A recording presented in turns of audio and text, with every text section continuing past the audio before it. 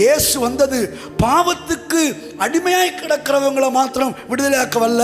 Bible சொல்லுது, நியாய பிரமாணத்துக்கு கீழானவர்களை மீட்டுக் கொள்ளத்தக்கதாக காலம் நிறைவேறின போது திரிநிலத்தில் பிறந்தவராகிய இயேசுவை இந்த பூமிக்கு அனுப்பினார். உங்களுக்கெல்லாம் தெரிஞ்சது ஒன்னே ஒண்ணுதான், இயேசு பாவத்துக்கு கீழே இருக்கிறவங்களை விடுதலையாக்க வந்தாருன்னு தான் தெரியும். ஏன்னா அவருக்கு பெயர் இயேசு.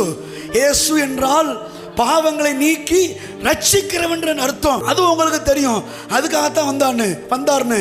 ஆனால் கலாத்தியர் ரோமர்ல நீங்க வாசித்து பார்த்தீங்கன்னா, எப்பா நான் அதுக்காக மாத்திரம் அல்லப்பா, நியாய பிரமாணத்திற்கும் சட்ட திட்டங்களுக்கும் அடிமைப்பட்டு கிடக்கிற அப்படிப்பட்ட ஜனங்களையும் மீட்டு கொள்ளத்தக்கதாக காலம் நிறைவேறின போது என்னுடைய குமாரனை இந்த பூமிக்கு அனுப்பினேன் என்று சொல்லி தேவன் வெற்றி முழக்கம் சொல்லி கொண்டிருக்கிறார். ஏன் தெரியுமா? பாவத்தில் அடிமையாய் கிடக்கிறது எப்படி ஒரு பெரிய பாவமோ, அதே போல நியாய பிரமாணத்துக்கு கீழையும் தன்னுடைய சுய நீதிக்கு கீழையும் அடிமையாய் இருக்கிறதும் தேவனுடைய பார்வையில் ஒரு பெரிய பாவமாய் இருக்கிறது.